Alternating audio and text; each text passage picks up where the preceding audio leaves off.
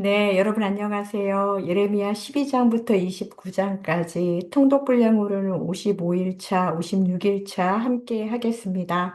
하나님 감사합니다. 예레미야서 읽기를 통해서 하나님의 마음을 조금이라도 헤아릴 수 있는 이 통독의 여정이 되기를 원합니다. 패역한 유다 백성들을 향한 심판의 메시지, 그것이 우리에게 적용되는 것임을, 우리가 회개해야 함을, 우리가 듣고 싶은 말만 들으려고 했던 그런 신앙생활 하지 않게 되기를 이 시간을 통하여서 결단하고 또 회복과 또 회개가 있는 그런 통독의 여정 되게 도와주옵소서. 감사드리며 예수님의 이름으로 기도합니다. 아멘. 네, 예레미야 12장부터 29장까지 우리가 이 시간 함께 하도록 하겠습니다. 우리가 지난 시간에 함께 했던 것처럼 예레미야 시대도 좀 확인해 두시고요. 또 예레미야 이름의 뜻, 여호와께서 세우신다, 여호와께서 높이신다. 그리고 이것은 하나님의 전적인 주권이다. 예레미야의 전체를 관통하고 꿰뚫는 그런 의미라고 볼 수 있겠습니다. 특히 분열왕국 시대라고 이야기했지만 거의 끝나가는 왕국의 끝나가는 무렵입니다. 요시야 왕 13년부터 여호아스를 거쳐 여호야김, 여호야긴, 시드기야까지 이 예레미야가 활동했던 40년 왕조의 멸망까지 함께 여러분들 보시면서 하나님이 예레미야를 통해서 어떻게 유다 백성들에게 교훈하셨는지 항상 좋은 것만 주시는 것이 아니라 잘못을 했을 때는 심판하시는 하나님. 자, 그것을 예레미야서를 통해서 더 깊게 읽으셨으면 좋겠습니다. 심판도 하시지만 눈물로 경고했지만 새 언약의 소망을 주시는 분이라는 것을 기억하십시오. 아, 이 그림은 렘브란트의 그림인데요. 예레미야가 예루살렘의 멸망 소식을 듣고 탄식하는 그 그림입니다. 예레미야 12장부터 29장 우리가 크게 두 덩어리로 한번 읽어볼 수 있습니다. 12장에서 24장까지 유다의 죄에 대한 하나님의 심판 경고와 그 가운데서 신앙적 고통을 겪는 예레미야의 탄식이 중심이 되지요. 그 중에서도 우리가 12장에서 20장까지 우리가 예레미야의 탄식 속에서 12장을 딱 시작하면은 뭐가 나오느냐? 왜 악인이 형통한가라는 질문으로 시작됩니다. 백성의 완고함과 형식적인 신앙을 반복해서 폭로하면서 이 토기장이 깨진 옹기 같은 상징 행위를 통해서 하나님께서 당신의 백성을 빚으시되 회개가 없으면 그것은 파국으로 간다는 메시지를 선명하게 전하게 되지요. 이 과정에서 예레미야는 말씀을 전하면 전할수록 더 큰 박해와 고독을 겪으면서 선지자 소명이 주는 내적인 그런 깊은 싸움에 마주하게 됩니다. 우리가 12장부터 20장까지를 읽으면서는 우리가 지금 어, 통독 가운데서 창세기 때부터 계속 나오는 게 뭐예요? 언약 백성, 하나님과의 언약 관계잖아요. 그런데 이제는 언약 백성이 너무나도 타락했습니다. 율법을 받아서 백성이 율법을 저버렸고 성전을 가진 백성은 성전 안에서 하나님을 떠나버렸습니다. 이것이 이 신명기에 이미 경고된 이 언약에 대한 지키지 않았을 때의 화가 나오는 그런 저주의 성취입니다. 이 토기장의 비유는 하나님이 창조주의자 주권자이심을 상기시키면서 출애굽 이후에 계속 이어지는 회개하면 살고 또 거부하면 멸망한다라는 언약 구조를 반복해주고 있다라는 것을 기억하십시오. 21장부터 24장까지는 지도자들과 거짓 목자들이 강하게 책망되는 본문입니다. 이제 예루살렘의 멸망이 가까워졌지요. 하나님은 정의와 공의를 원하셨지만 왕들과 선지자들은 백성을 바른 길로 인도하지 못했습니다. 특히 24장 이 두 광줄이 무화과의 비유가 역설적인 메시지를 보여줍니다. 바벨론으로 포로로 끌려간 자들이 오히려 좋은 무화과 열매라는 거예요.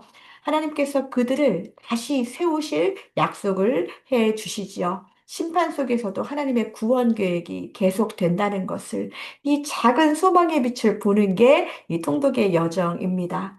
왕들과 목자들 실패가 드러나지요. 자, 그렇지만 다윗 왕조의 정의와 공의, 그것이 온데간데 없고 오히려 불의를 행했습니다. 그럼에도 불구하고 우리 23장에서 등장하는 의로운 가지의 약속, 이것이 다윗과 함께 하셨던 그 다윗 언약이 완전히 폐기되지 않았음을 보여주는 본문이지요. 심판 속에서도 메시아적 소망은 늘 살아있다라는 것, 그 소망을 보시면 좋겠습니다. 그리고 25장, 이 바벨론 느부갓네살을 도구로 쓰시는 하나님의 심판이 선언되는 본문입니다. 그리고 26장부터 29장까지 이 심판의 범위가 이제 유다에서 열방으로 확정되면서 포로라는 역사적 정황 속에서 하나님의 뜻이 구체적으로 나타내지는 그런 본문입니다. 특별히 26장부터 28장까지는 예레미야가 성전 설교를 해가지고서는 재판에 넘겨지게 되지요. 그러면서 이 멍에의 비유가 나오게 됩니다. 또 거짓 선지자와 정면 충돌을 해서 성전은 있으나 성전이 우리에게 있으니 우리는 안전하다 하는 그 성전 불패 사상이 얼마나 하나님께는 옳지 못한 것인지, 이것이 더 나쁜 길로 낙관적인 나쁜 길로 이렇게 사람들을 낙관적으로 선동하는 것이 얼마나 위험한지를 드러냅니다. 그래서 함부로 이 거짓 예언자들이 평안할 것이다, 평안하다, 평안이 곧 온다, 사람들을 만족시키기 위한 그런 예언을 하게 되는데 그거 옳지 못하다는 것입니다. 심판은 이제 유다뿐이 아니라 우리가 창세기 12장에 보면은 약속된 모든 민족의 관점으로 그렇게 연결이 됩니다. 하나님은 이스라엘뿐만이 아니라 세계 역사의 주인이 되시죠. 그렇기 때문에 바벨론조차도 하나님의 도구로 사용하신다는 것, 이것을 우리가 읽어내면 좋겠습니다. 그래서 마지막으로 29장은 이 포로의 들에게 보낸 편지로 마무리가 되는데요. 여기서의 현실, 정말 처절하지만 포로 생활을 단기간으로 끝내는 것이 중요한 것이 아니라 그 땅에서 삶을 세우면서 집도 져보고 농사도 해보고 가정도 세우면서 그 성읍, 우리가 포로로 끌려갔지만 그 바벨론에서도 그 성읍의 평안을 간구하면서 장기적인 그 70년간의 순종 속에서 하나님의 때를 기다리라는 그런 권면이 핵심이 되지요. 그래서 비록 우리가 심판의 땅에 있지만 그들이 예루살렘에서 이제 유다 백성들이 바벨론까지 갔지만 여전히 하나님의 백성은 하나님이 함께 하신다는 것, 세상 속에서 살아가면서 하나님의 뜻을 드러내야 한다는 것, 이것이 훗날에 이제 디아스포라 유대인과 더 나아가서 신약의 교회가 세상 가운데서 살아가는 과정과 또 방식, 이것을 우리에게 가르쳐 준다고 그렇게 나아가서 생각해 보면 되겠습니다. 어, 우리가 12장부터 조금 더 자세하게 이런 내용들이 나오고 있는데요.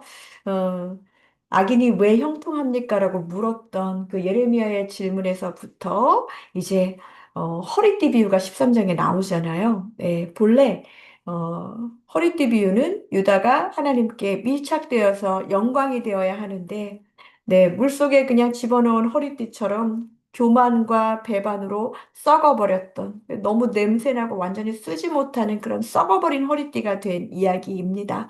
그래서 우리가 포도주 항아리의 이미지처럼 심판은 공동체를 혼미와 붕괴로 몰아가면서 죄의 결과를 드러내게 되지요. 심판은 불가피합니다. 14장에 이 가뭄이라는 가뭄이 나오는데요. 그것은 단순히 자연재해가 아니라 죄에 대한 하나님의 징계로 해석해야 됩니다. 특히 확실한 평강, 이런 것들을 말하는 평강만 외치는 거짓 예언이 백성을 더 깊은 멸망으로 이끈다는 경고, 이것을 주의하여서 보아야 합니다. 15장에 보면은 심판이 불가피하면서 이제 하나님의 심판이 임계점에 이르고, 이런 얘기가 나와요. 모세가 중보기도의 대표적인 사람이잖아요.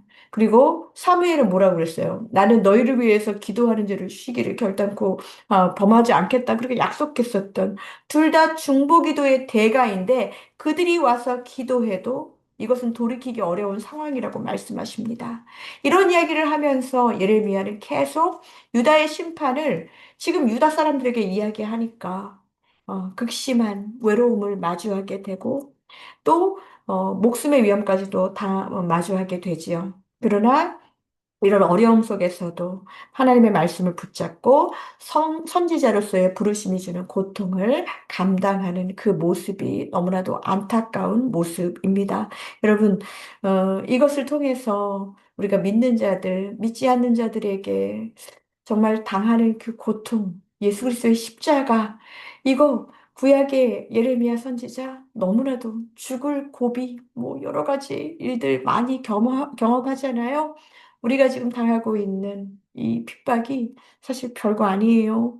우리는 그냥 우리가 바른 말 하다가 혼날 때가 많지만 하나님의 말씀 전달하다가 이렇게 낭패를 보는 그런 선지자도 있다라는 것입니다. 16장에 보면은 예레미야는 결혼을 하지 않은 독신이었지요.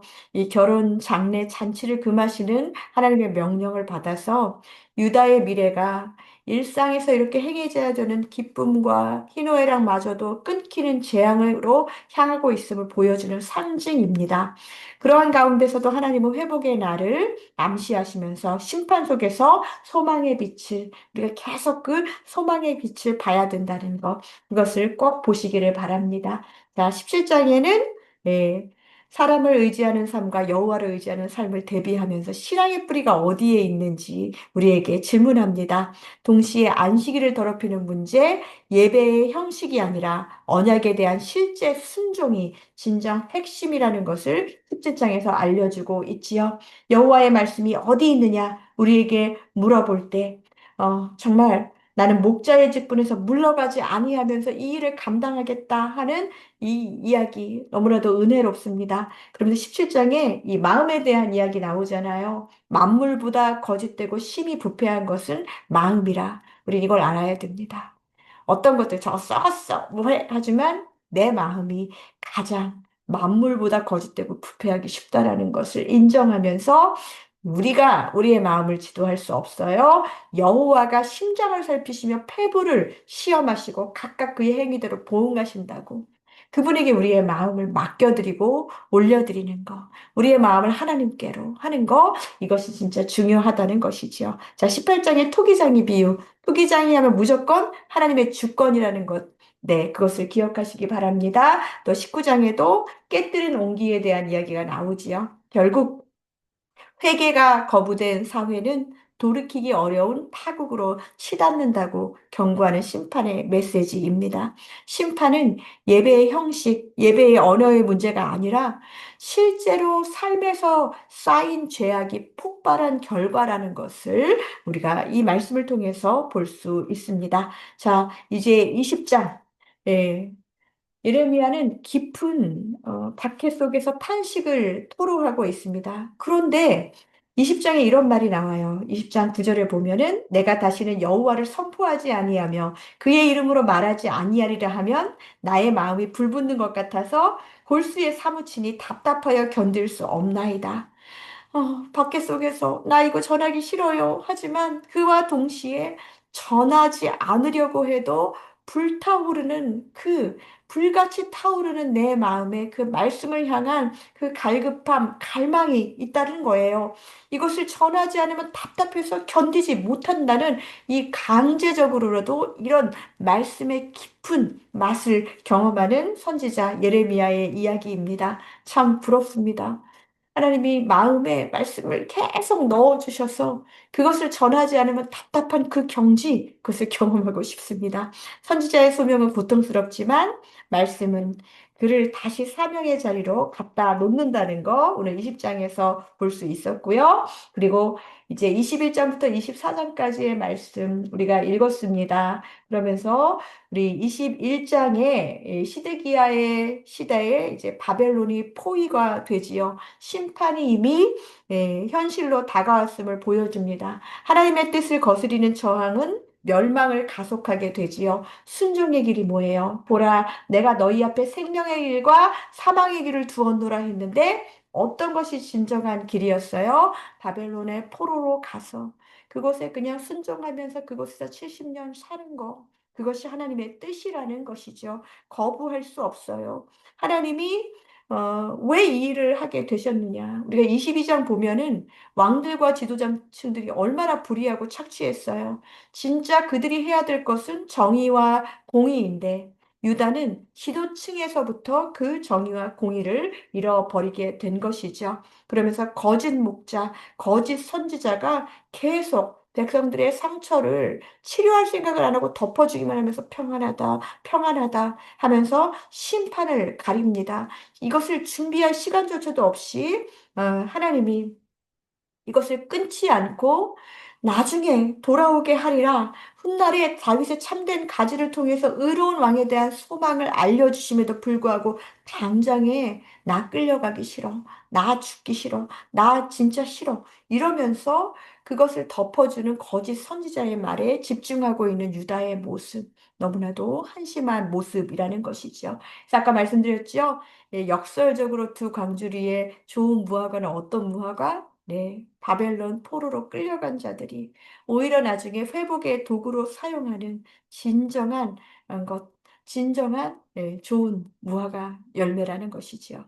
남아있는 것이 자동으로 축복이 아니라는 사실을 그냥 하나님 떠난 성전만 붙들고 있고 또 예배와 이런 종교적 예식만 남아있는 것, 그것이 중요한 것이 아니라는 것을 알려주고 있습니다. 자, 아까 25장에 이 느부갓네살을 하나님의 도구로 사용하셨던 그 내용, 심판이 유다뿐 아니라 열방으로 확장이 됩니다. 25장에는 특별히 이 이야기가 나와요. 70년 포로 생활에 대한 예언이 나오고 있습니다. 이제는 거부할 수 없는 하나님의 말씀을 우리가 들었음에도 불구하고 그들이 자꾸 우리가라고 하는 게 제가 지금 유다 백성을 마음을 공감하면서 저의 마음도 저의 상황도 너무나도 회복해야 되고 회개해야 되는 일들이 많아서 그래서 이렇게 장기간으로 하나님이 회복의 프로젝트를 저 먼 곳까지 보내가지고 그 일을 하게 하신다면 그것에 대해서 순종하며 나아가야겠다. 이것이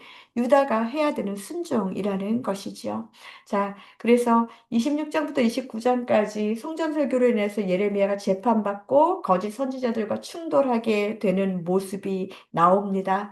멍에의 비유가 우리 27장에 나오잖아요.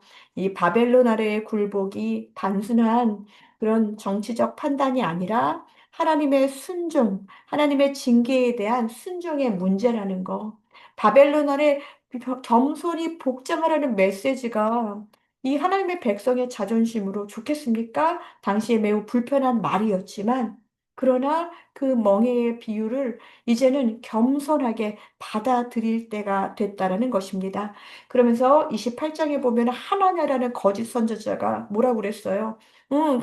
가긴 가더라도 곧 평안할 거고 곧 귀환하게 될 거야. 그렇게 약속합니다. 그러나 몇 년? 70년 있어야 돼요. 현실을 부정하는 거짓 위로는 진정한 하나님 뜻이 아닙니다.